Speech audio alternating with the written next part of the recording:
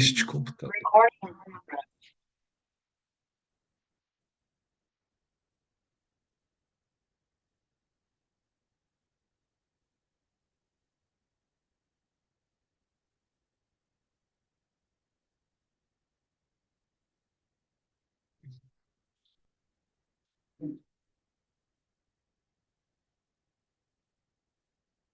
Não, mas que tá em português. Ó. Ai, que engraçado.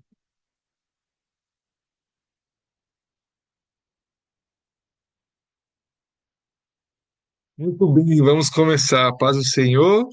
Meu nome é Ramon, tenho 45 anos, sou casado com a Priscila, né? Eu me converti com 22 anos, com 25 eu fui para Jocum e comecei, né, fazendo minha ETED na cidade de Ouro Fino, junto com o pessoal da base de São Paulo, da Jocum São Paulo. Depois eu fiquei mais um tempinho em São Paulo e voltei para minha casa. Depois eu fui para Fortaleza, para a base lá de que tem em Aquirás, lá no Ceará, onde eu conheci a Priscila e, né, e a gente se casou em 2006. E aí, bom, o resto da história eu que ela já deve ter comentado várias coisas aqui, então não vou ficar repetindo, né? A gente tem quatro filhas e fazem quase já 11 anos que a gente mora aqui no deserto do Atacama, aqui no Chile, como missionários, né, da Jocum. Nosso chamado é treinamento, então o que a gente mais faz é treinar pessoas, treinar líderes, ajudar nas igrejas, né, dando seminário e coisas desse tipo, mas também a gente trabalha em outras áreas, né? Aqui na base, né, a gente tem que fazer um pouquinho de tudo, mas o nosso chamado é treinamento. Então, a Priscila me pediu, né, para a gente falar sobre esse seminário, a gente colocou o nome de Seminário Vida Abundante. A gente fez ele no ano da pandemia, quando a gente estava no nosso ano sabático no Brasil. A gente já ministrou ele algumas vezes, né? E a gente viu bastante resultados, né? E mais ou menos como esse seminário nasceu.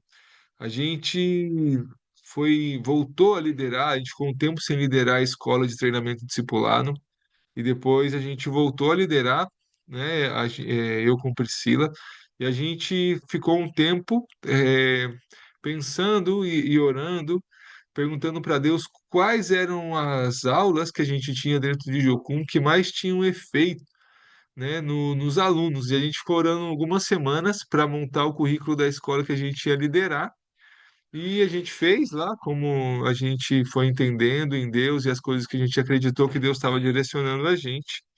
E depois, alguns dias depois, perdão, eu ia pregar num congresso de missões e fui orar e Deus me deu uma palavra que é a base, né, para esse seminário Vida Abundante.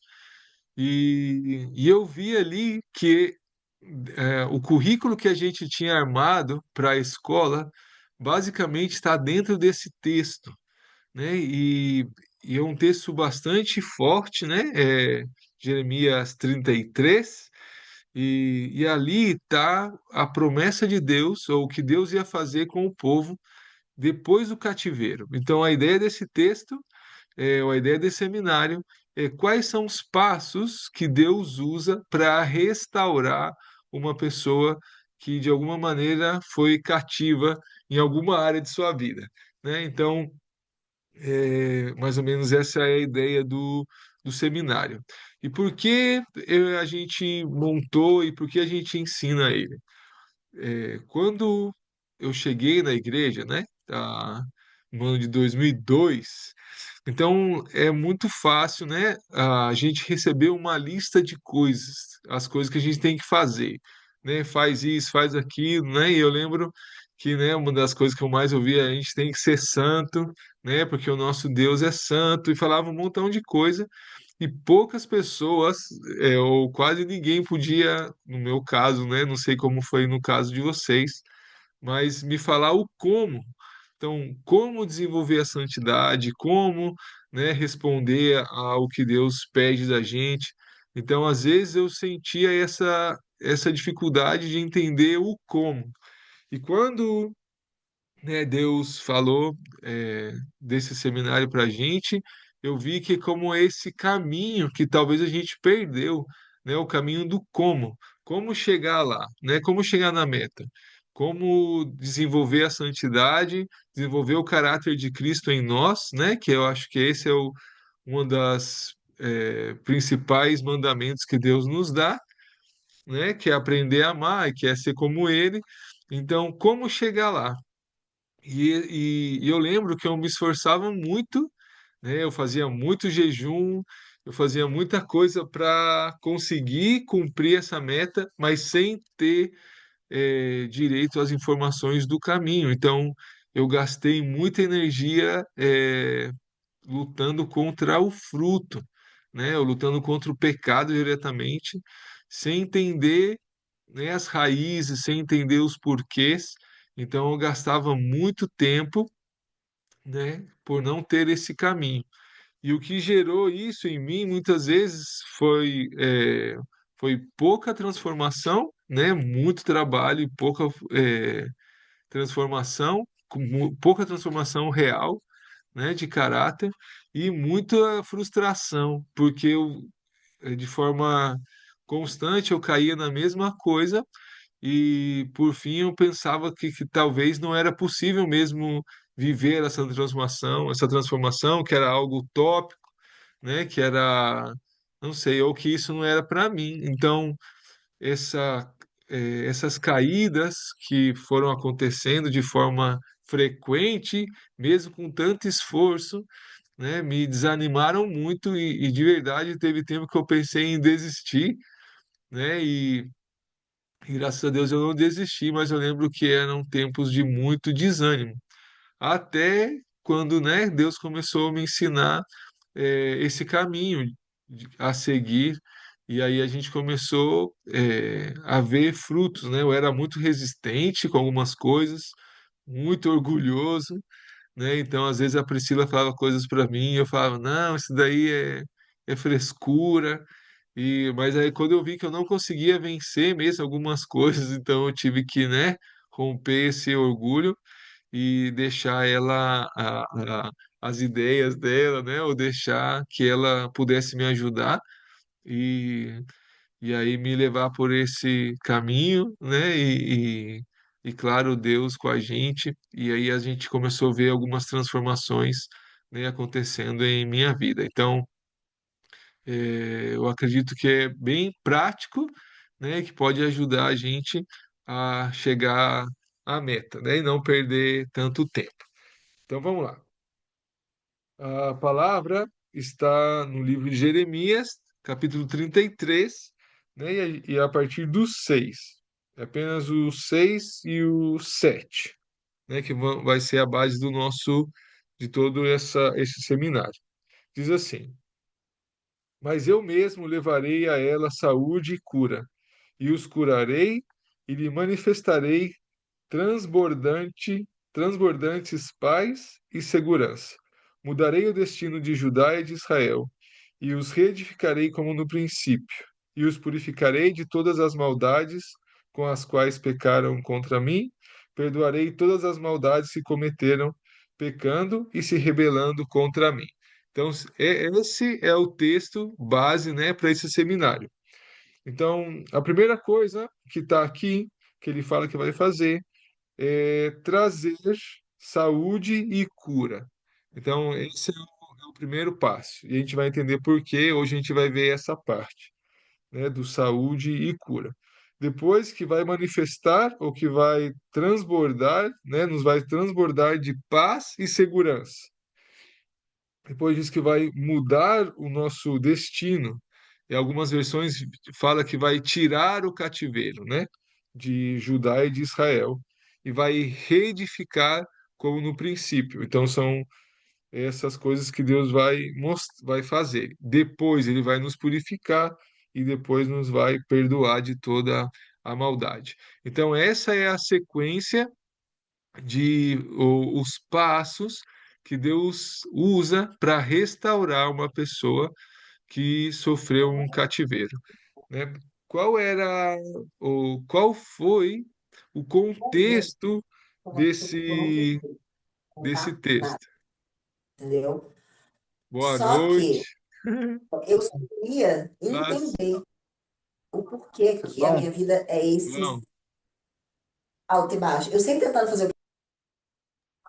E todas as vezes, por exemplo, meu pai. ficou Meu meio pai foi desligado. pedófilo, meu pai É, abusa vou de desligar o muitas microfone mulheres. aqui.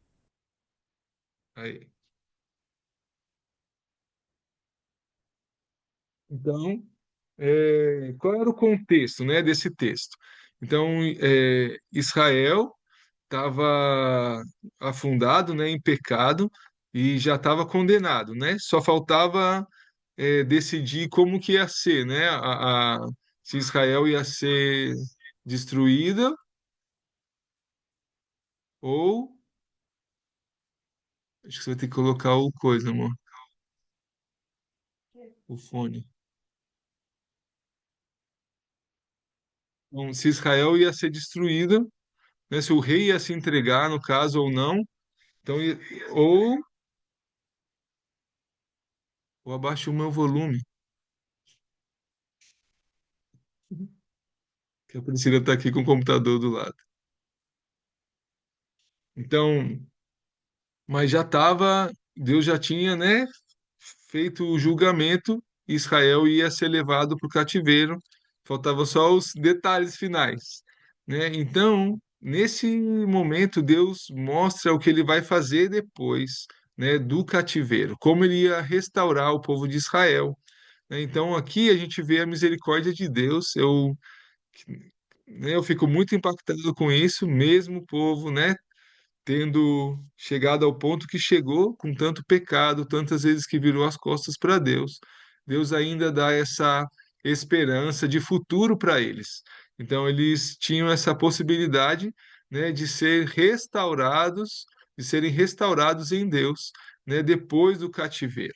E esse é o passo. Então, se a gente sofreu algum tipo de cativeiro em nossa vida, né, seja emocional, né, ou por feridas, ou qualquer coisa que a gente tenha experimentado, se a gente foi escravo do pecado e viveu, né, assim, uma vida é, bagunçada, esse texto serve muito para a gente, porque ele vai, né, nos ensinar como sair disso daí, tá? Então, é, vamos começar com a saúde e a cura.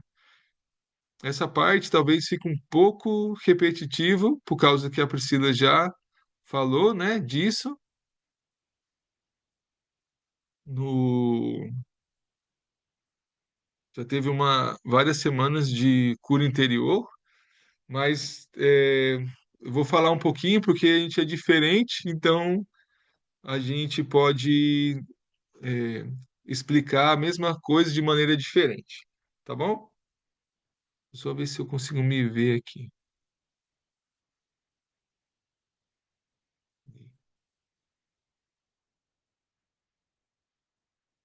É isso. Aí sim.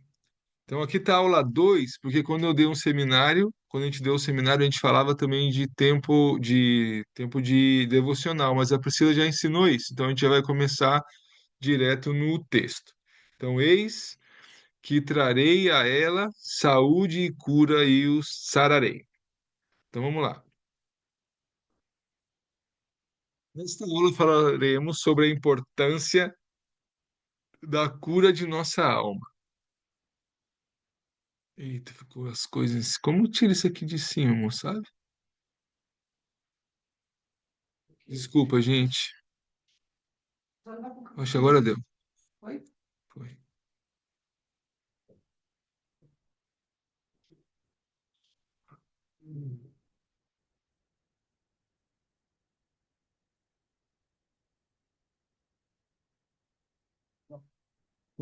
Nesta aula falaremos sobre a importância da cura de nossa alma. O que é a alma?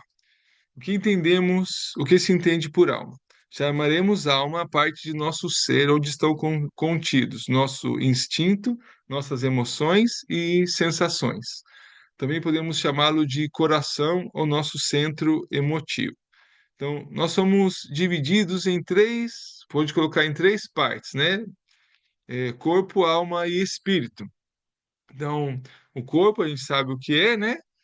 É a nossa parte física, a alma é o instinto, emoções e sensações, e o espírito é onde está a consciência, o intelecto e a razão, tá? Então, o que acontece quando a alma, ou o nosso instinto, ou nossas emoções estão desorganizadas? Esse distúrbio da alma ou instinto muito ativado, coisas desse tipo, vão impedir o nosso acesso ao espírito, ao nosso espírito. Então a gente vai reagir mais com a alma do que com o espírito. A gente vai reagir mais com as emoções e instintos e menos com nossa consciência, o intelecto ou razão. Por isso é importante ter uma alma curada, porque quando ela está curada, ela não bloqueia a ação do espírito.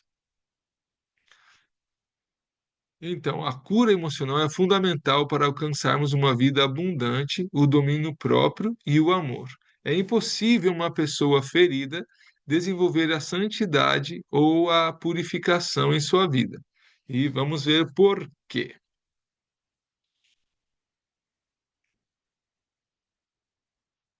Qual é o ponto de conflito aqui?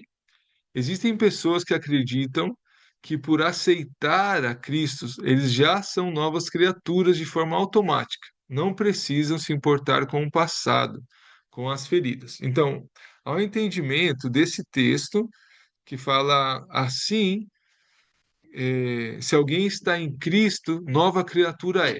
As coisas velhas já passaram, eis que tudo se fez novo, né? 2 de Coríntios 5,17. Esse texto é uma verdade, né? Só que o que a gente entende como estar em Cristo? E é aqui que está o problema. Então, quando a pessoa pensa que o estar em Cristo é apenas aceitá-lo, quer dizer, ele levantou a mão no culto, então ele aceitou a Cristo, ele já está em Cristo, ele já é nova criatura e tudo velho já passou, né? Tudo se fez novo. A gente sabe que não é assim, né? A gente sabe que quando a gente, né, eu me lembro muito bem, eu fui para um culto e decidi, né, que queria aceitar a Cristo em minha vida, que eu já não queria mais fugir do que ele estava me chamando para fazer. Então, eu fui, aceitei, fiz minha oração de fé, e no outro dia eu era a mesma pessoa, não mudou nada, porque a partir, quando a gente aceita a Cristo, a gente está apenas aceitando a necessidade que temos dele em nossa vida. Não vai acontecer um milagre aí e nós vamos automaticamente nos tornar outras pessoas. Entende? De forma automática, como mágica, não é assim. Então,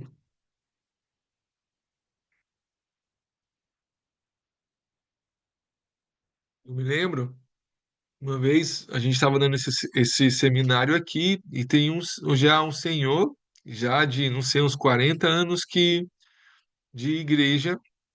E a gente começou a falar sobre isso, e ele levantou a mão e começou, não, eu sou nova criatura e tal. E nesse dia não era eu que estava dando aula, e a menina falou assim, foi bem é, estratégica. Ela falou, não, escuta a aula inteira e depois o senhor dá a sua opinião, né? Só se abre e deixa.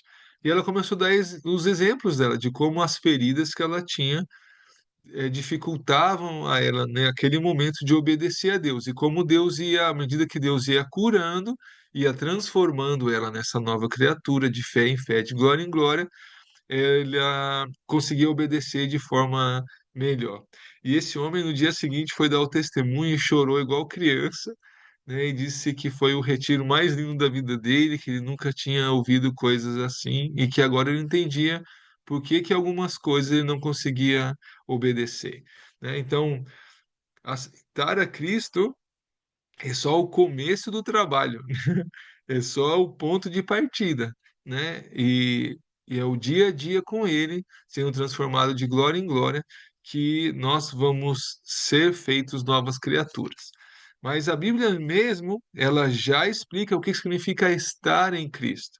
Então, em 1 de João diz assim: aquele que diz que está nele, também deve andar como ele andou.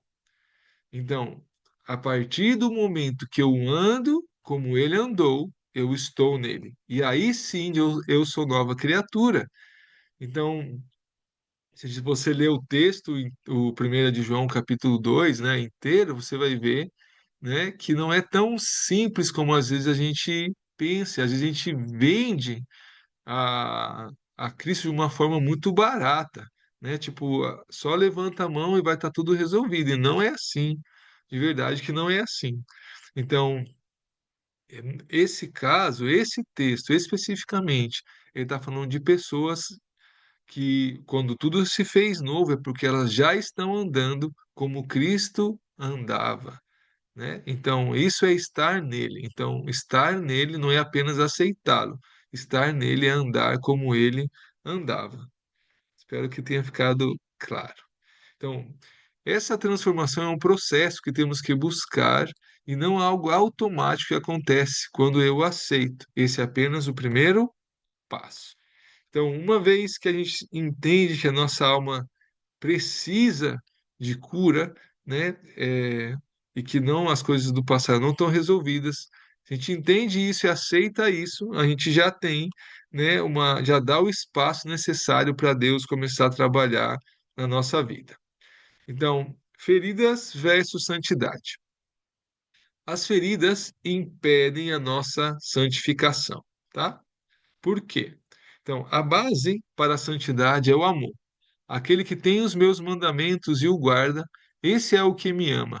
E aquele que me ama será amado de meu Pai, e eu o amarei e me manifestarei a ele. Então, quem ama, obedece. Entende? Então, se você o ama, você vai guardar os mandamentos. Se você guarda os mandamentos, automaticamente você está vivendo em santidade, né? Então, ah, se eu se eu guardo os mandamentos, se eu estou sendo santo, então eu estou amando. Por isso que a santidade é a base do amor, tá? E, e a base do amor é o domínio próprio. Se eu não tenho domínio próprio, eu não consigo amar. Olha esse texto em 2 de Pedro, diz assim: por isso mesmo, empenhem-se para acrescentar à vossa fé virtude, à virtude conhecimento, ao conhecimento domínio próprio, ao domínio próprio a perseverança, à perseverança a piedade, a piedade a fraternidade e a fraternidade o amor. Olha o caminho para chegar no amor. Então, eu tenho a fé, né, é, eu tenho uma esperança, né, de futuro. Então eu vou, por causa dessa esperança, eu começo a mudar as minhas atitudes. Então eu coloco virtude, né, na minha vida. A partir do momento que eu quero ser uma pessoa virtuosa e buscando Deus, Ele vai me dando conhecimento em geral e conhecimento próprio. Então, eu vou ver as áreas de virtude que eu não consigo colocar em prática, eu vou tendo conhecimento dessas áreas que estão falhando, né? O Espírito Santo me vai trazendo esse conhecimento. E com esse conhecimento eu posso começar a fazer a mudança necessária para que o domínio próprio aconteça. E claro, eu vou falhar algumas vezes, por isso eu vou precisar da perseverança. Então, eu vou precisar insistir, ter paciência para ir, né, aprimorando o meu domínio próprio até o momento que eu seja uma pessoa piedosa, né? Eu consigo já me conectar mais com as pessoas. Preciso estar falando mais devagar. Eu consigo mais estar eh, conectado com elas, com a necessidade delas. Então, eu vou ter essa fraternidade, essa amizade mais profunda, e depois que eu consigo essa amizade, aí vem o amor, né? Aí sim eu vou conseguir amar de forma sacrificial, como o ágape, como Cristo pediu para a gente. Então, o domínio próprio está aí no meio do caminho. Então, as feridas vão me impedir de ter ou de desenvolver esse domínio próprio, né? Então, depois de tentar ser virtuoso, né? E o conhecimento que Deus vai trazer. Isso também está o conhecimento sobre nossas feridas, sobre nossas limitações, certo? Para que o domínio próprio seja possível. Então, por esse motivo, temos que tratar as nossas feridas. Elas bloqueiam a parte superior do nosso ser, dificultam às vezes, dificultam e às vezes nos impedem de crescer em domínio próprio e, portanto, debilitam nosso amor e santidade. Muito bem. Então, só explicar aqui por quê. Porque cada área que a gente tem que está ferida em nosso coração vai funcionar como um gatilho em nossas vidas, né? Então, ou ela vai fazer. Esse gatilho tem dois efeitos, né? Ou faz com que a gente se exploda, né? Que a gente tenha uma reação explosiva, ou que a gente se feche, né? E não obedeça ao que Deus nos está pedindo, ou que a gente não responda a uma responsabilidade, né? E por isso a santidade não pode ser desenvolvida, porque sempre a gente vai estar ou explodindo ou fugindo, ou explodindo ou nos escondendo.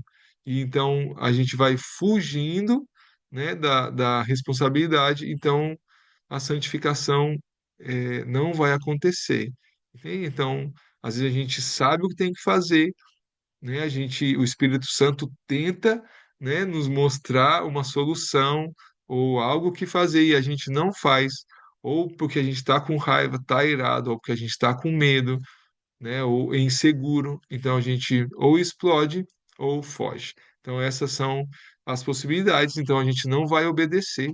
E se a gente não obedece, a gente não desenvolve a santificação e tampouco o amor. Tá bom? Então, vamos lá. Cristo. Verdadeiramente, ele tomou sobre si as nossas enfermidades e as nossas dores levou sobre si. E nós o refutávamos por aflito, ferido de Deus e oprimido. Mas ele foi ferido por causa das nossas transgressões e moído por causa das nossas iniquidades. O castigo que nos traz a paz estava sobre ele, e pelas suas pisaduras fomos sarados. Então, quando esse versículo fala de dores, né, não acredito que sejam as dores físicas somente, né? Eu acredito que ele está falando de as dores emocionais. Então, Cristo abriu essa possibilidade para que nossas almas fossem curadas, né? E esse outro texto diz assim: Vinde a mim todo que estáis cansados e oprimidos, e eu os aliviarei. Tomai sobre vós meu jugo e aprendei de mim, que sou manso e humilde de coração, e encontrareis descanso para vossas almas, porque o meu jugo é suave e o meu fardo é leve. Então, e tem outros textos também que falam da mesma coisa, né? Que Deus quer trazer paz ou descanso para as nossas almas. Aí a única forma de a gente ter nossas almas descansadas, né? Ou que isso significa? Nosso instinto seja desativado, né? Nossas emoções estejam, né, assim, tranquilas, né? A única forma disso acontecer é estar com Cristo ou estar junto com Ele, tomar esse jugo e deixar que Ele nos ensine como a gente tem que fazer as coisas, aprender com Ele, né? Como viver, como fazer as coisas. Muito bem. Então, como acontecem as feridas? A falta de amor é o que causa as feridas, principalmente na fase da nossa infância. Então, vamos tentar entender como é o processo. Tem ah, uma forma de explicar isso, existem várias maneiras, né? Eu acredito que Priscila já fez isso do jeito dela, mas eu tenho minha própria forma que eu chamei de teoria das forças, mas é porque na época, não sei se eu estava influenciado por Star Wars, qual era o motivo. É porque tem uma outra aula que a gente dá sobre autoridade, poder e autoridade. E a gente fala sobre as forças que atuam sobre nossa personalidade, né? E que ela exerce mesmo um poder sobre nós. E por isso que chama teoria das forças, porque essas feridas vão atuar exercendo uma força contrária ao projeto original de Deus para as nossas vidas. E por isso que tem esse nome. Não é, talvez não seja o melhor, mas é por causa disso. Então, olha que legal. Então vamos lá, vamos tentar entender dentro dessa maneira a forma que as nossas feridas são causadas. Então, esse texto, 1 João 4,18, diz assim: No amor não há temor. Ou pode, a gente pode trocar essa palavra por medo, tá? Porque aqui a palavra original é a palavra phobos, que vem a palavra fobia, esse medo exagerado. Antes, o perfeito amor lança fora o temor, porque o temor tem consigo a pena, e o que teme não é perfeito em amor. Tá? Então, aqui ele está fazendo, né, uma. Na verdade, o contexto desse texto é sobre salvação, né, sobre o dia do juízo. Então, ele fala assim: se você teme esse dia, é porque você ainda não foi aperfeiçoado em amor, você ainda teme o castigo eterno.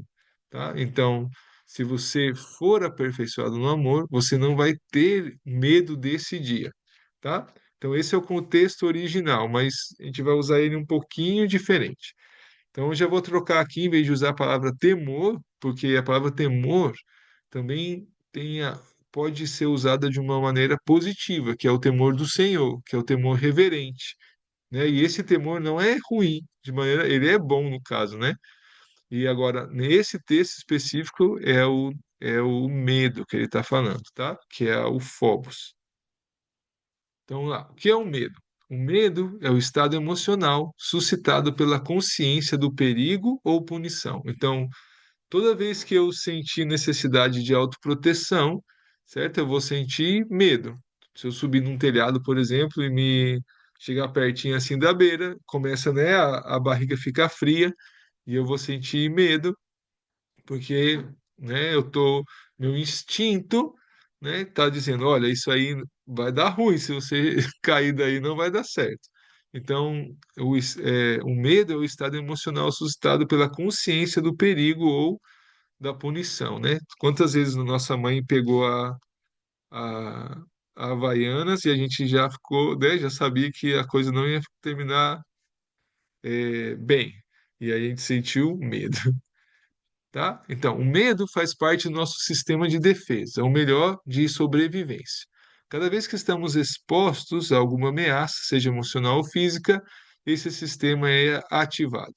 Esse meio de sobrevivência está atrelado à nossa alma, pois são ativados nosso instinto, emoções e sensações. Cada vez que somos expostos à falta de amor, esse mecanismo é ativado. Então, o que as feridas fazem com a gente? As feridas ativam, né, esse medo, ou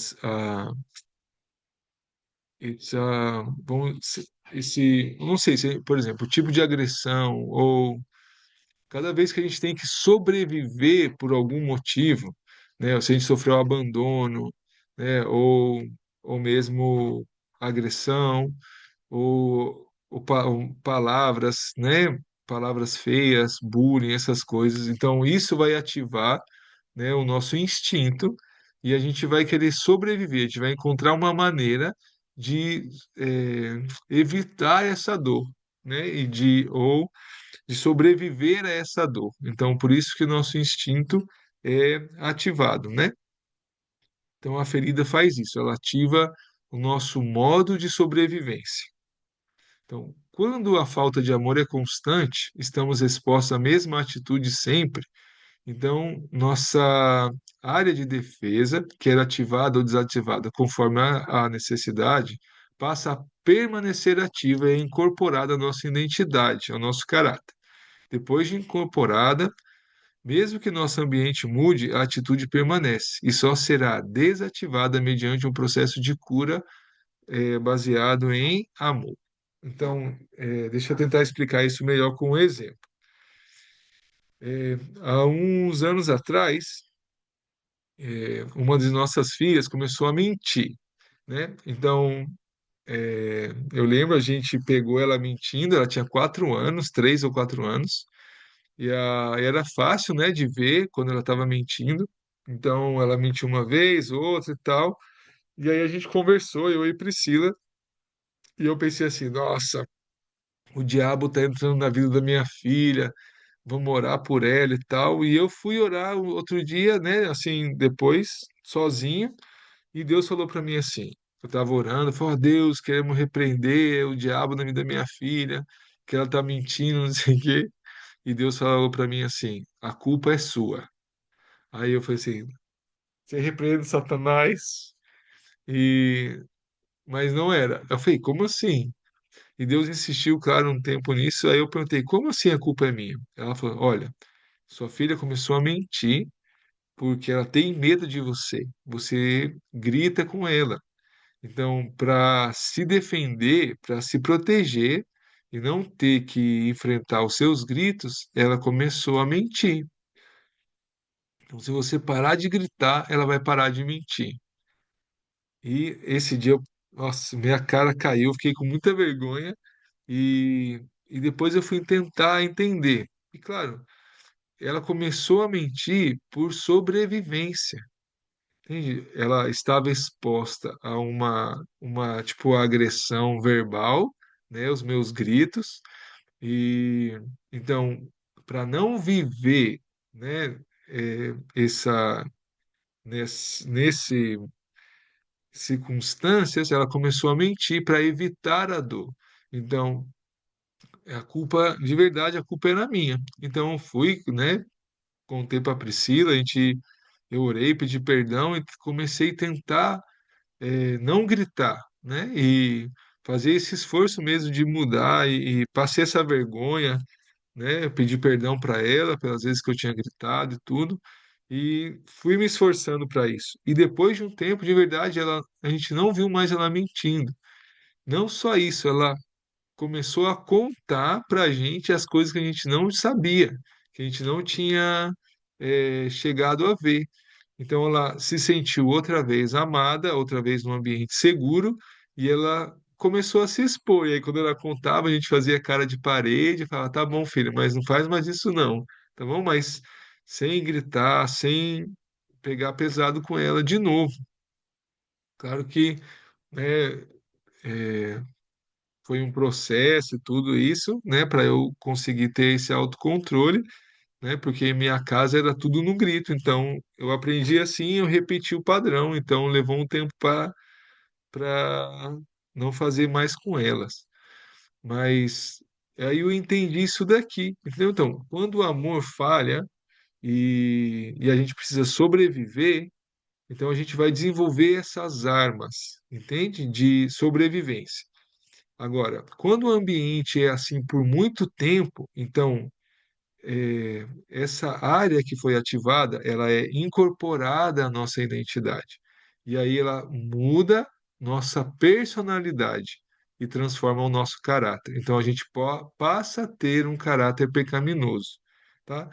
Aí, claro, e essa dor, essa ferida vai gerar uma fuga depois. Então a gente vai desenvolver hábitos pecaminosos para esquecer também essa dor. Então, as feridas distorcem a nossa personalidade e nos ensinam um ciclo de fuga, né? Que daí é o pecado, que vai ser um escape.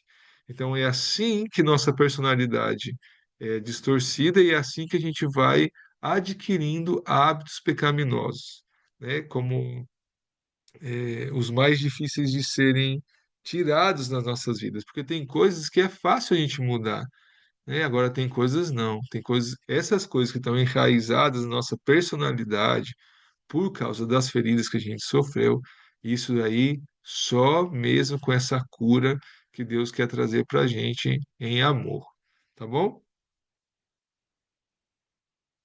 Então, cada hábito incorporado será a nossa reação automática cada vez, mesmo depois de adultos, estivermos expostos as mesmas atitudes ou atitudes semelhantes que nos fizeram adquirir tal hábito. Serão nossos gatilhos, atitudes que disparam nosso mecanismo automatizado. Todo gatilho acionado receberá sua resposta devida. Por isso, as feridas não permitem o domínio próprio, pois a razão não tem tempo de dirigir a escolha. Antes de pensar, a gente Peraí que tampou aqui.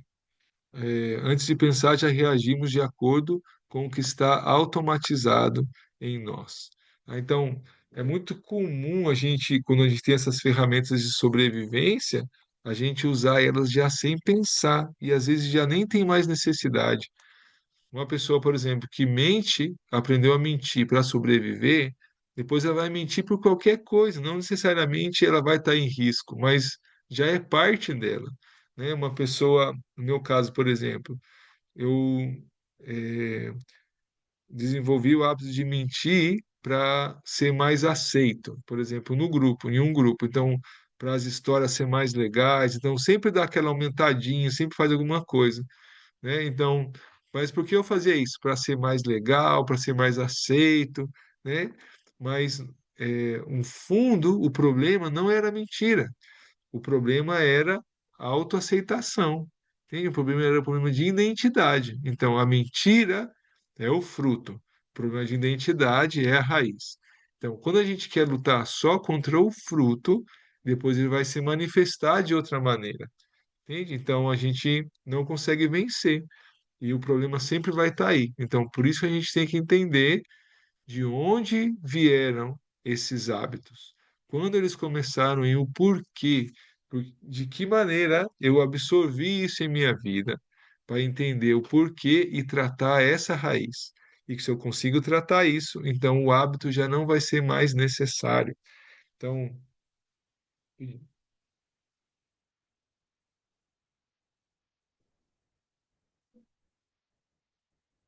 esses hábitos estão enraizados na nossa personalidade por causa de feridas. Eu falo tipo assim, que ele tem um lastro, né? Ele tem um porquê de existir, vamos colocar assim. Então, eu mantenho a ferida e o escape está aí. Hum. Se eu dou espaço para o Espírito Santo entrar lá no profundo e tratar a raiz, e ele, né, o amor de Deus chega aí, um dia eu vou perceber que não é mais necessário o pecado. Não faz mais sentido pecar, entende? Porque essa área já foi cheia com o amor de Deus. Então, de verdade, a gente não tem mais vontade de pecar, né? Por isso que fala que o que tem a semente de Cristo, né, nele não peca. É por causa disso, são tanto amor, tanto trato de Deus em nós, que o pecado deixa de ser necessário. Entende? Eu não preciso mais de escape, eu não preciso mais fugir de nada. Entende? Eu tenho esse domínio próprio suficiente, eu tenho paz suficiente para enfrentar as coisas do dia a dia sem a necessidade de fugir ou sem a necessidade de explodir.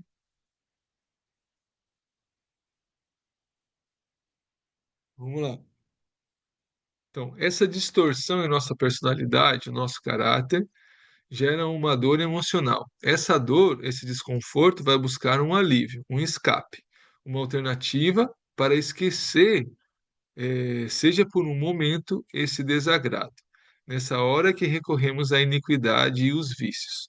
São momentos de satisfação que nos fazem esquecer a dor e o desconforto por um pouco que seja, né? Então, quais são os primeiros hábitos pecaminosos que a gente vai é, é, é, socorrer, né? Ou que a gente vai ao encontro nesse momento? São as iniquidades familiares, os pecados familiares. Então, se, por exemplo, meu pai era alcoólatra, então, o que eu comecei a fazer quando tive meus problemas emocionais? Comecei a beber, né? Então, cada família já tem suas iniquidades, vamos colocar assim. Você pode, é fácil você mapear isso. Você pode olhar para os seus pais, né? E eu fiz isso muitas vezes. Tipo, eu escolho duas coisas do meu pai, duas coisas da minha mãe e procuro isso na minha vida. E eu acho facilmente essas coisas. Então, os pecados familiares, né, o que já está acostumado, o que a família já está acostumada a fazer, vão ser os primeiros hábitos pecaminosos que eu, igual, vou desenvolver quando eu preciso de uma fuga, né? Quando eu preciso desse escape, desse alívio. Então, por isso é comum a gente repetir os padrões dos nossos pais, né? Por isso é comum às vezes você vê gerações caindo nas mesmas coisas, né? Porque são feridas, são padrões que vão se repetindo, então são iniquidades também que vão se repetindo de geração em geração, né? Então existe uma forma de romper isso, né? Que é a reconciliação, mas se a reconciliação não acontece, o padrão se repete, né? Então a gente vai repetir. Acho que a Priscila deve ter falado isso. Quem não perdoa, repete, né? Ou imita. Faz a mesma coisa. Então isso é o padrão comum se a gente não deixa Deus entrar aí. Muito bem. Então esse é o ciclo, né? Tem a falta de amor, a gente desenvolve um mecanismo de defesa. Se essa falta de amor é constante, né?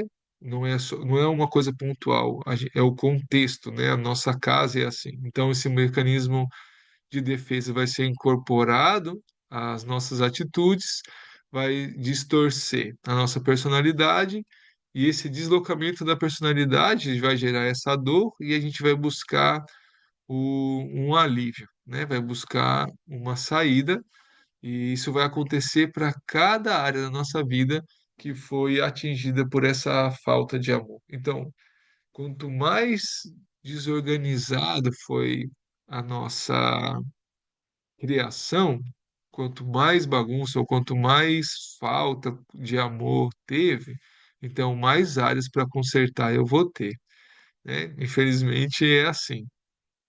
Mas tem uma coisa muito linda que eu vejo aqui quando a gente está fazendo as nossas escolas de treinamento, né? As pessoas que mais sofreram mesmo, feridas quando eram crianças, sofreram mesmo, não estou falando é, de frescura, não, tá? Como sofreram mesmo abuso, abandono, né? Esse tipo de coisa bem forte, são as que mais recebem de Deus, são as que mais escutam Deus, são as que mais estão perto, né, de Deus e às vezes dá até raiva de tanto que Deus está ali querendo curar essas feridas, querendo derramar amor na vida dessas pessoas. Então, pode ser injusto às vezes, né? A gente pensar, nossa, que injustiça nós sermos tão vulneráveis às vezes a nosso entorno, né? De nossa família, nossa criação. A gente pode pensar até que foi injusto ou que é injusto ser tão vulnerável. Mas se Deus fez dessa maneira, né, é por um motivo, e os que de verdade sofreram muito são os que mais recebem dele depois. E são os que mais Deus tem paciência, né? E a gente vê isso aqui no dia a dia, porque a gente está, né, quase todo ano trabalhando esse tipo de processo, né, com os nossos jovens que estão aqui, tanto os alunos que chegam como os staffs que vivem aqui na base com a gente. Então, como a gente aprende, né? A gente aprende a lutar contra o fruto, né? Que são os pecados, mas o problema está na raiz. Então a gente tem que olhar para a raiz. Então, às vezes não é tão simples fazer isso, às vezes é doloroso ficar olhando, né, pro passado, mas é a única forma de entender algumas coisas que a gente sente, né? Eu não sei. Eu vou dar uma vez aconteceu uma coisa também engraçada. Eu, é, quando eu casei com a Priscila, a gente viajava, né, bastante, dando seminários, né, nas igrejas de missões, né? A gente foi para trabalhar na igreja, então a gente viajava dando um seminário de missões nas igrejas do ministério. E cada vez que eu chegava numa igreja nova, eu sentia muita insegurança. Eu falei, o que eu estou fazendo aqui? Eu não tenho nada para ensinar e queria fugir, né? E eu falava, não, amor, melhor prega você só, deixa eu quietinho, eu só vou ver. E ficava nessa insegurança. E eu fazia, mas sempre achava que sempre duvidava de que era aquilo mesmo que eu devia estar fazendo. Isso aconteceu muitas vezes. Então, um dia a gente foi para uma igreja nova, lá no Espírito Santo, no Cachoeiro do Itapemirim, era a primeira vez que eu ia para lá, Então eu entrei na mesma crise. E aí eu tive uma ideia, né? Pensei, por que que eu não oro? Por que que eu não vou orar para saber por que que eu me sinto dessa maneira? Então eu me lembro, tava lá, esse lugar é muito quente, não sei quem já foi para lá. A cidade parece uma panela, tá dentro de um monte de pedra assim, de granito, né? Lá do Espírito Santo, então é muito quente. Então eu fui, me fechei no quarto lá, tava suando, e eu me ajoelhei lá e comecei a orar, e comecei a perguntar para Deus por que eu me sentia dessa maneira. Então eu fechei o olho e veio o rosto de uma pessoa na na minha mente, e ela era a secretária, a recepcionista de uma escola que eu estudei, né? Só contar, explicar o contexto. Quando eu estava com 20 anos, eu não tinha conseguido entrar na faculdade, então eu fui fazer, eu queria entrar numa faculdade ou na estadual, ou federal, então eu fui fazer o pré-vestibular numa escola em São Paulo chamada Ângulo. E um dia antes de começar as aulas, eu estava num ônibus, o ônibus foi assaltado e eu levei um tiro no braço. Então eu fiquei 2 meses com o braço imobilizado, é, 2 ou 3 meses não podia trabalhar. Então, eu fiquei devendo nesse curso pré-vestibular, eu acho que eram 3 mensalidades, 2 ou 3. Então, essa senhora olhava feio para mim todos os dias que eu chegava lá, assim, tipo, é hoje que você vai pagar? É hoje? É hoje? É hoje? E eu ia, eu sentia uma vergonha, eu me sentia inapropriado. Todos os dias eu tinha que colocar minha cara de pau para ir lá, porque eu, né, de alguma forma o meu futuro dependia, né, do curso, então eu não queria desistir, porque é a oportunidade que eu tinha para poder entrar na faculdade, né, federal, estadual. Então eu queria ir e eu tinha que engolir essa vergonha todos os dias. E eu ia na cara de pau, depois eles não me davam mais os cadernos para estudar, porque eu não pagava mensalidade, né? Tava sempre 3 atrasada, 2, 3. Eu comecei a trabalhar depois, mas aí eu pagava um mês e ficava os outros atrasados. Então foram 8 meses assim, mais ou menos, 7, 8 meses. Com a cara indo de lá todo dia, me sentindo inapropriado, né? Me sentindo um devedor, né? O pior das criaturas. E E quando Deus me mostrou o rosto dela, na hora que eu estava orando, eu lembrei dessa sensação. Eu lembrei dessa vergonha que eu tinha que passar 5 vezes por semana, né? E eu acredito, claro, eu passei outras vezes vergonha, assim, né? De me sentir inapropriado, de que eu não, o que que você está fazendo aqui? Sai para lá, seu cara de pau, né? Eu senti isso outras vezes, mas eu acredito que Deus condensou tudo isso na cara dessa mulher, né? E no final, a gente até virou amigo depois, né? Quando estava no fim do curso, mas quando eu vi o rosto dela, aí eu senti tudo isso de novo, todas essas emoções de novo, e o Espírito Santo veio para mim e falou assim: acabou, acabou, acabou. Ele falou umas 3 ou 4 vezes. Gente, eu levantei dali outra pessoa.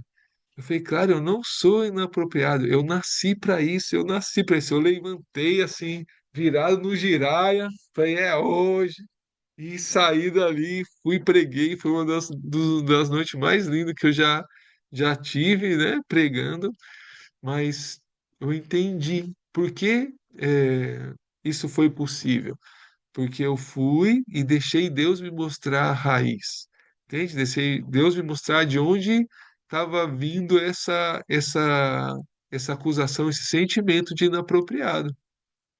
E desde esse dia acabou. Nunca mais eu pensei em desistir de pregar, de outras coisas assim, mas nunca mais eu vi. Eu chegava em outros ambientes e, né, fui pregar em igrejas grandes e tudo, e normal, sem pensar nisso. Claro que cada vez sempre tenho temor em fazer, porque é o que eu tô, né, é o que eu faço para Deus, mas não pensando que eu sou um problema, que eu não devia estar ali, que eu sou inapropriado, que eu não nasci para isso. Isso acabou na minha vida, entende? Mas é, eu acho que ficou, né, deu para entender o exemplo. Então, cada dor que a gente sofrer por causa das circunstâncias, a gente vai ter uma consequência, né? E Deus vai precisar entrar aí, porque mesmo depois que o ambiente mude, essa essa marca vai ficar, entende? A marca vai ficar.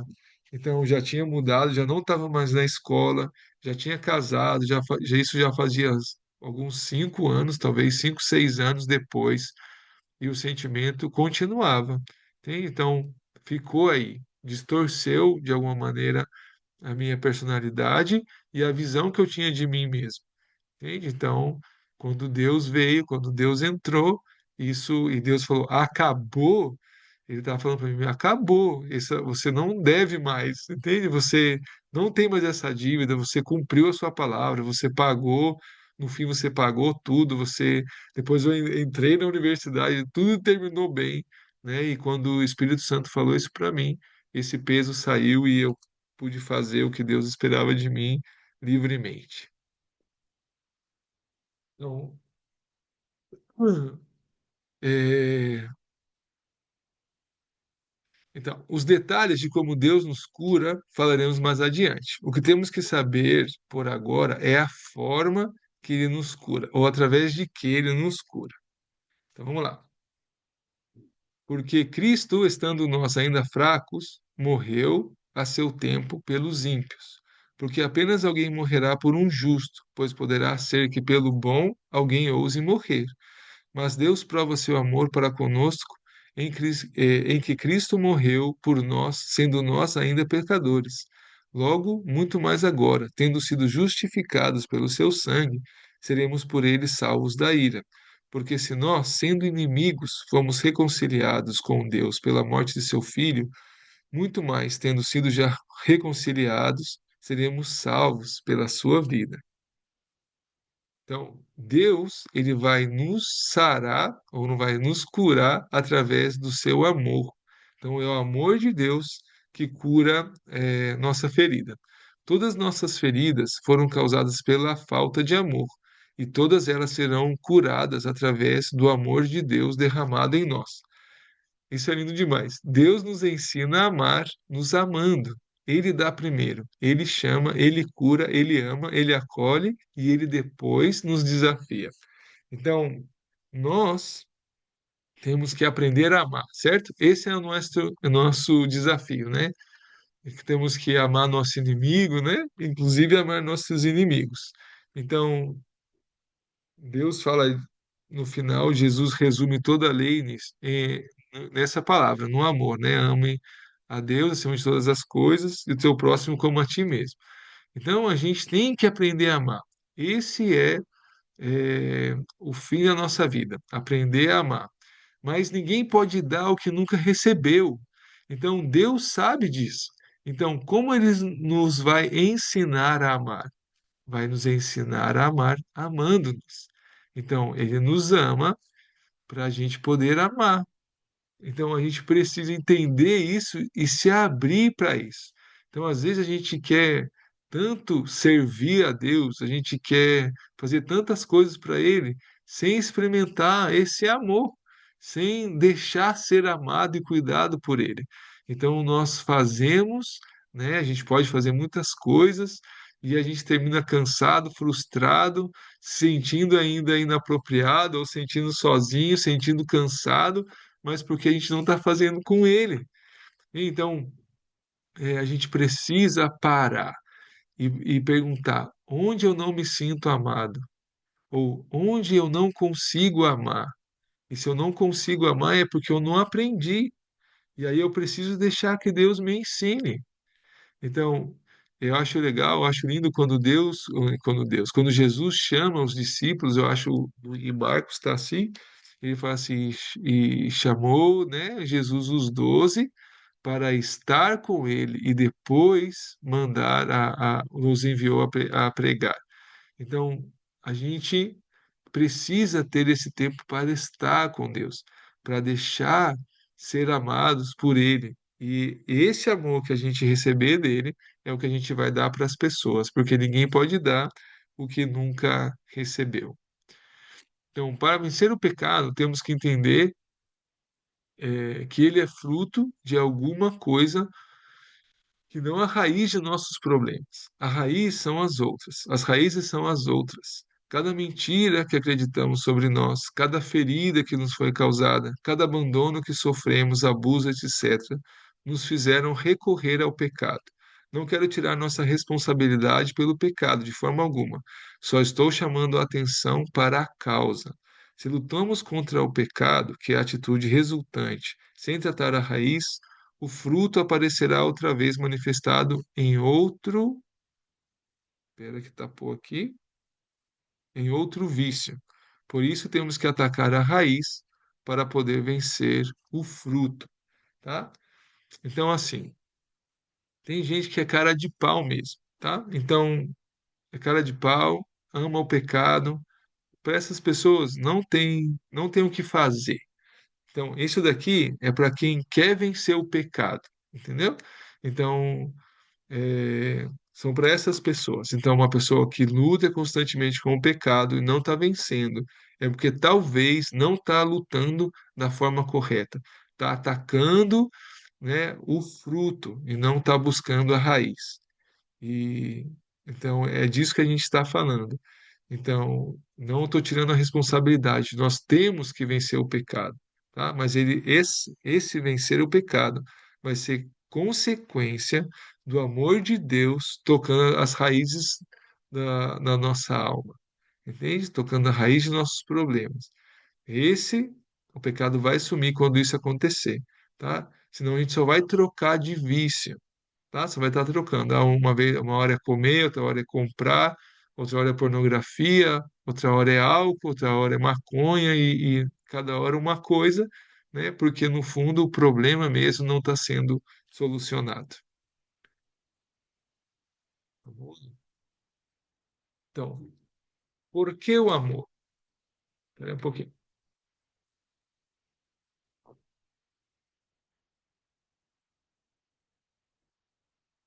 O texto que lemos, vimos que o perfeito amor lança fora o medo.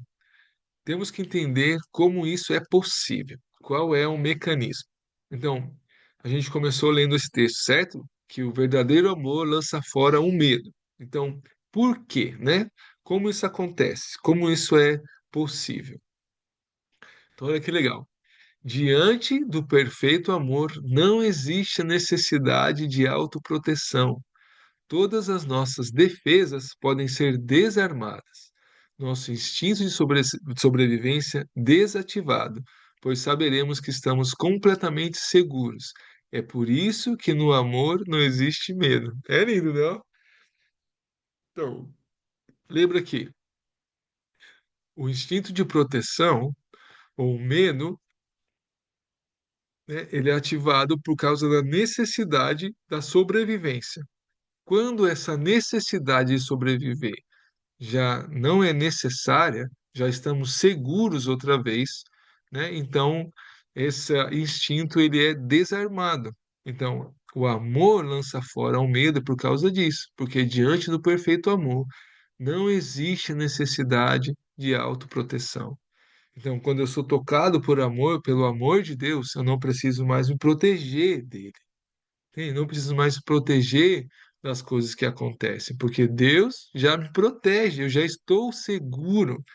Então eu posso abrir mão dessas defesas, eu posso abrir mão da sobrevivência, eu posso me vulnerabilizar para Ele, me vulnerabilizar para as pessoas. Então, toda a minha estrutura de sobrevivência vai ser desarmada, meu instinto vai ser desarmado, minhas emoções vão estar em paz, então eu vou acessar muito mais fácil as minhas partes superiores, que é o intelecto, a razão, né, o espírito, entende? Então, o amor de Deus vai tirando as nossas cercas, né? A nossa autoproteção ou a autopreservação. Essa autopreservação é a linguagem do Satanás, mas hoje eu não posso, não dá tempo de explicar isso. Então, Deus é amor. Então vamos assim, ó, vamos fazer um exercício para a gente entender isso daí. Vamos abrir abra sua Bíblia, né? Deixa eu ver se eu coloquei. Ah, tá tudo aqui, não precisa abrir, não. Ou não, aqui tá outra versão. Então vamos lá. Vamos abrir nossa Bíblia em 1 Coríntios 13. Abre aí a sua para a gente poder ler. Isso aqui é a Bíblia da minha esposa, então é difícil achar as coisas na Bíblia do.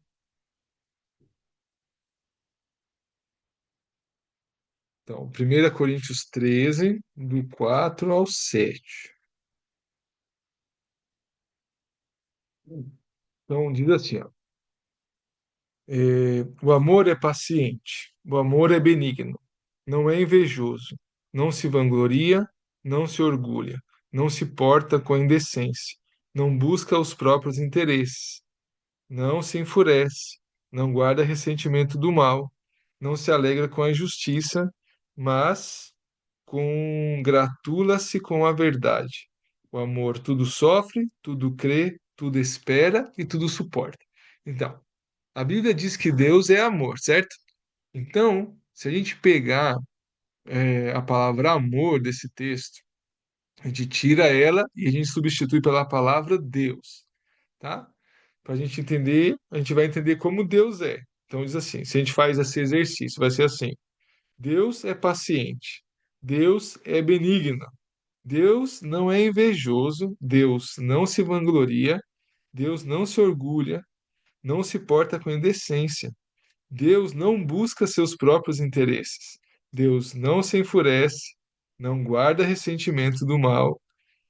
Deus não se alega com a injustiça, mas congratula-se com a verdade. Deus tudo sofre, Deus tudo crê, Deus tudo espera, Deus tudo suporta.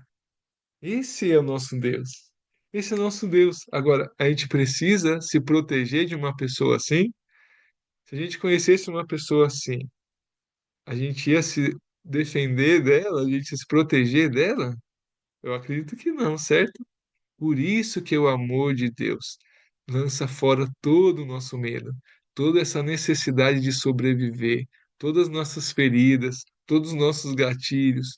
O amor de Deus vem e põe tudo isso no chão. E a gente pode viver em paz, pode viver seguro nele, pode viver tranquilo nele quando a gente experimenta esse amor e esse cuidado. É assim que Deus nos ensina a amar, nos amando. E é assim que Ele cura a nossa alma, e é assim que Ele deixa ou possibilita que a gente seja transformado em uma criatura, né? Melhor, em uma nova criatura. Amém? A gente só precisa se abrir para Ele. A gente só precisa querer esse amor, esse caminho. E Ele vai fazer. Agora, olha essa mesmo texto na versão da Bíblia Viva. Diz assim: Deus é amor. Então, Deus é muito paciente e bondoso. Deus nunca é invejoso ou ciumento. Nunca é presunçoso nem orgulhoso. Deus nunca é arrogante nem egoísta, nem tampouco rude. Deus não exige que se faça o que ele quer. Não deixa, nos deixa livre para escolher. Deus não é irritadiço, nem melindroso, não guarda rancor e dificilmente notará o mal que os outros lhe fazem. Deus nunca está satisfeito com a injustiça, mas se alegra quando a verdade triunfa. Deus, ao nos amar, será leal para conosco, custe o que custar. Sempre acreditará em nós, sempre esperará o melhor de nós e sempre se manterá em nossa defesa. É muito lindo. É muito lindo. A gente não precisa se proteger dele. A gente não precisa ter barreiras, né? A gente não precisa ter essa proteção, esses muros em relação a Deus. A gente pode se entregar a Ele. E é o propósito que Ele tem para a gente. Então, é necessário se defender de um Deus assim? Não, não é necessário. Amém? Então, Cada aula a gente vai ter uma decisão que tomar, tá bom? Cada aula é uma decisão nova. Qual é a decisão dessa aula? É baixar as defesas e confiar no caminho que Deus tem para nós, no caminho que Ele vai mostrar. Então, é, é muito comum, né? Nós termos peros não, peros é em espanhol. A gente ter algumas resistências em relação ao que Deus nos pede, né? Então a gente sempre põe algumas condições, né? Se acontece tal coisa, se acontece isso, se Deus faz isso, tudo isso é autoproteção. Tudo isso é medo ainda, entende? Então eu ainda não estou aperfeiçoado no amor, porque quando a gente está e a gente ouve o Espírito Santo, não tem condição, e a gente se lança de cabeça. Não é que a gente não vai sentir nem um pouquinho de medo, não é sobre isso, mas a gente sabe que se ele está falando, é porque ele vai garantir. Então a gente não é mais controlado pelo medo. A gente pode até sentir medo, mas ele já não controla mais. As emoções já não controlam mais nossas decisões. Elas estão aí, né, elas vão seguir, porque elas não são um mal. A emoção não é uma maldição, as emoções não são maldição, né? Elas são bênçãos de Deus para a nossa vida. Elas só são ruins quando elas governam. Então, chegando toda essa verdade de Deus em nossas vidas, todas esses condições têm que cair. Então, a gente precisa baixar as nossas defesas em relação a Deus. A gente precisa tirar essa listinha de coisa que Deus tem que fazer para a gente obedecer Ele, porque a segurança, nossa segurança tem que ser Ele, não as circunstâncias que Ele vai gerar, por exemplo, né? O que a gente quer que Ele gere para a gente poder obedecer. Não é assim que funciona. Isso é controle, né? A gente tem que baixar as nossas defesas. A gente tem, porque Ele é suficiente, né? E o amor dele é suficiente. Então a gente tem que tirar essa listinha de coisas, né? Para poder obedecer e deixar que Ele seja Deus em nossa vida. Então, como a gente vai fazer na prática? A gente tem que começar a identificar os gatilhos, certo? Começar a pensar sobre eles. Então, cada reação ao pecado será antecipada por uma emoção ruim, um sentimento angustiante ou uma sensação de necessidade de preservação de nossa vida, medo, ansiedade, etc. Cada uma dessas emoções são a manifestação de nossos instintos que foram ativados. Então, esses serão os indicativos das áreas que Deus vai querer mexer. Temos que buscar em oração e meditação a origem desses sentimentos para poder combater a raiz de cada um deles. Então, qual é o melhor indicativo, né? São as emoções, são as sensações. E cada vez que eu sinto alguma coisa ruim, né? Possivelmente esse é um indicativo de uma área que necessita que Deus entre aí. Por exemplo, há uns meses atrás, a gente, é, bom, um dos desafios que a gente tem como base, só explicar isso, é ser autossustentável. Então, a gente tinha um invernadeiro aqui, uma horta, né? Um espaço que era a horta, tinha a criação de ovelhas, né? Para ajudar nos custos da base, e também a gente vende um adubo aqui, que eles chamam de terra de folha. Então, com essas três coisas, a gente ia vendendo para poder ser autossustentável como base. Então, há uns meses atrás, entraram uns cachorros aqui de rua, né? Porque tem muito cachorro abandonado aqui que vive na rua. Então, eram uns 8 cachorros, entraram e mataram todas as nossas ovelhas. Sobraram dois machinhos que eram recém-nascidos. Um tinha uns 12, 15 dias e o outro 8, 10 dias. Então, a gente perdeu tudo. né? E foi muito chato mesmo, muito triste. Eu fui de manhãzinha lá, era umas 7 e pouco, que eu escutei uns cachorros latindo, eu fui lá ver e tava todos os bichinhos no chão, alguns, né, pela metade, outros já mortos, e eu tive que sacrificar vários. A gente perdeu 18 fêmeas, né? 18 ovelhas fêmeas. E o macho que eu tinha acabado de comprar. É, e foi muito triste mesmo. Foram dias assim muito ruins. E o pior era assim, todos os dias os cachorros voltavam, né? E ficavam rodeando. Então os pequenininhos que sobreviveram, eles dormiam, acho que ficaram dormindo na minha casa uma semana, até a gente conseguir melhorar lá a segurança deles no curral e tudo. E depois eles foram para lá, mas eu acordava várias vezes de noite, né, com os cachorros latindo. E eu comecei a orar sobre isso. Falei, Deus, eu não quero viver desse jeito, né? É, e eu comecei a voltar, consegui voltar a dormir a noite inteira, mesmo com os cachorros latindo, eu virava para o lado e conseguia dormir. E foi melhorando, né, a sensação e tal. E aí eu voltei a dormir normal, mas ficou uma marca assim, né? E depois de uns 3 meses, foi em março aconteceu, tem umas 2 semanas, aí eu estava orando e eu perguntei assim, o que que eu senti, né? O que que foi o sentimento predominante nesse momento? E, e eu tive que assumir assim, foi o abandono. Eu me senti outra vez abandonado, né? Porque era tipo assim, os cachorros vindo e voltando, perdi tudo e Deus não fazia nada. Entende como esse era o sentimento predominante? E foi triste porque isso é um sentimento ainda de orfandade. Então eu tive que pedir perdão para Deus outra vez e ver e reconhecer que ainda eu sou mais órfão do que eu gostaria, né, que fosse.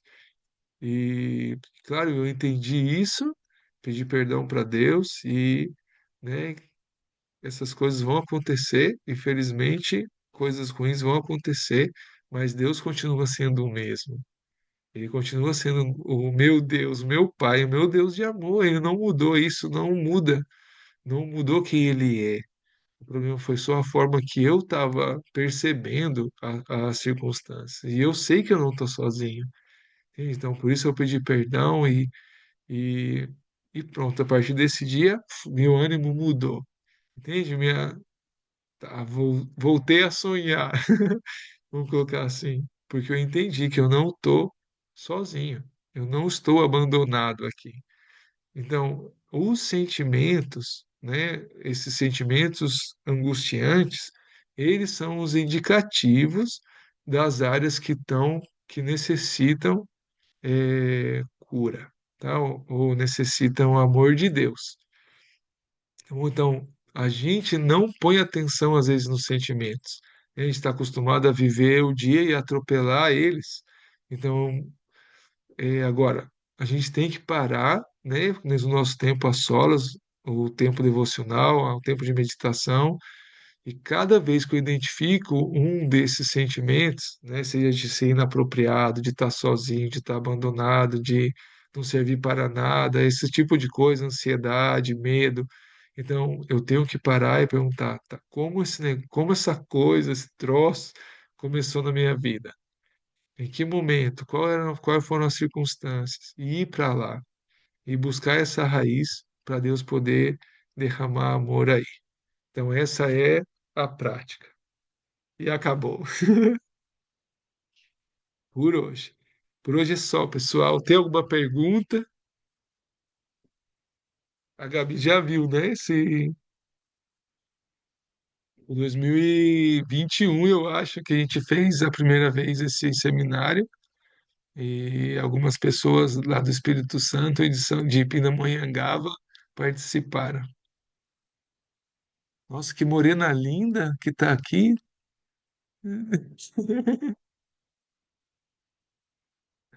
Tem alguma pergunta? Ou pode terminar? Senhor, vocês estão me ouvindo? Sim. Sim, queria fazer uns comentários. Não é uma pergunta, mas anotei umas coisinhas para compartilhar. Bom, esse texto que você leu do amor, eu lembro dele, né, de Aham. trocar amor por Deus, né? E faz Sei. todo sentido para mim quando eu troco amor por Deus. Acho que quando eu lia isso como amor, eu não sei, eu não conseguia compreender tão bem, até me fazer me sentir mal, porque eu falei, meu Deus, acho que eu não sei amar, né? Assim, Esse será que eu é o não amo, nosso conflito. né? Mas quando eu troco amor por Deus, nossa, ganha outra, não sei, outra cara, assim, e faz muito sentido. Aí você falou sobre aprender, sobre as emoções serem amigas, né? Assim, que elas são boas, elas são bênçãos nas nossas vidas. E que a única coisa é que nós não devemos deixar que elas governem a nossa vida. E eu aprendi, acho que eu cresci, assim, não sei, adolescente, entendendo que eu tinha que, para eu viver intensamente, eu tinha que sentir tudo, né? Então, assim, as emoções tinham que ser pulsando e tal. Ou seja, elas tinham que governar. Então, isso era o viver bem, o viver em plenitude, era isso, né? Então, também é libertador entender que elas são uma bênção, porque muitas vezes eu penso, já questionei também isso. Senhor, se elas são um bênção na minha vida, porque que às vezes não dá muito certo, assim, alguns sentimentos e tal. Mas é isso aí, a resposta está em não deixá-las governarem, né, a nossa vida. E sobre também, você estava falando sobre situações que a gente passa, né? Situações muito difíceis. Aí achei lindo você falar que Deus, você percebe que Deus está muito próximo dessas pessoas, se revela a essas pessoas que passam por coisas muito difíceis. E eu lembro uma vez que eu estava, foi na educação aqui das crianças em casa, foi com o Miguel. Eu já tinha assim, ensinado ele, falado, conversado sobre uma questão que eu não lembro até o que que era, mas eu lembro que eu falei assim, poxa, de novo eu tô falando sobre isso, que desobediência, né? Aí eu lembro que eu falei assim para Deus, quantas vezes eu vou ter que perdoar ele, né? E aí eu abri a Bíblia, porque eu estava muito brava, assim. E veio o texto que falava que quem muito é perdoado, muito ama, né? Então, Deus falou para mim, olha, você vai perdoar ele tantas vezes quanto for necessário, mas assim, ele está sendo muito perdoado, ele vai amar muito, né? E aí aquilo para mim foi maravilhoso. Eu falei, meu Deus, meu filho vai ser uma pessoa que vai amar muito. E é isso que Deus espera de nós, né? Que a gente ame. Então, são essas as minhas colocações. Foi uma benção o treinamento.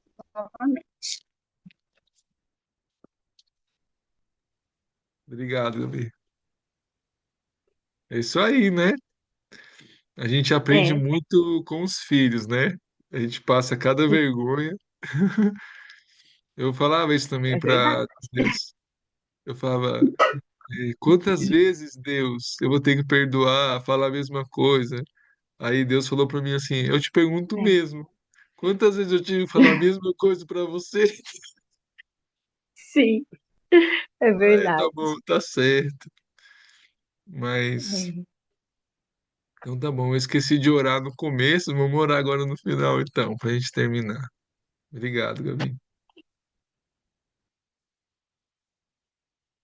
Vamos orar. Senhor, obrigado por essa noite, obrigado pelos meus irmãos, pelos que estão aí e pelos que vão assistir depois.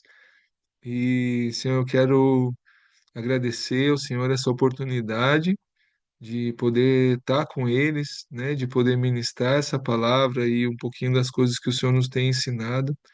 E eu oro, Senhor, pedindo que o Senhor nos ajude, Senhor, a sair da nossa zona de conforto, de sair da mesmice, de sair do que é automático, Senhor, para nós, do que é fácil, do que a gente consegue controlar e deixar que o Senhor conduza a nossa vida, Senhor. Seja o caminho que o Senhor tenha para a gente, seja qual for ele, Senhor, que a gente possa abrir o nosso coração para experimentar do seu amor e que esse amor nos dê força, Senhor, para seguir o que a gente tem que seguir, o que a gente tem que fazer. Nos ajuda, Senhor, com nossas feridas, nos ajuda, Senhor, com todos esses gatilhos que temos né? Eu sei que Jesus morreu para a gente poder ser livre deles, né? Para a gente poder viver em paz, para a gente poder alcançar a paz para as nossas almas e poder desfrutar da nossa melhor parte, Senhor, que é o nosso espírito, que é o que se conecta com o Senhor, que é o que faz a gente poder ter, né, o domínio próprio, o governo sobre nossas vidas, sobre as situações. Então, nos ajuda, Senhor, a entender esse amor, nos ajuda, Senhor, a entender as raízes das coisas, que é onde esse amor tem que chegar, para a gente poder realizar o que o Senhor espera da gente. Que, Senhor, já a gente não precise mais ser só sobreviventes, Senhor, só vivendo por instinto, Senhor, mas que a gente consiga sair da sobrevivência e experimentar a vida plena, a vida abundante que o Senhor tem para a gente. Obrigado por essa oportunidade, no nome santo de Jesus. Amém. Amém. Muito obrigado pela sua paciência. Deus abençoe e a gente vê na próxima quarta-feira. Tchau, tchau.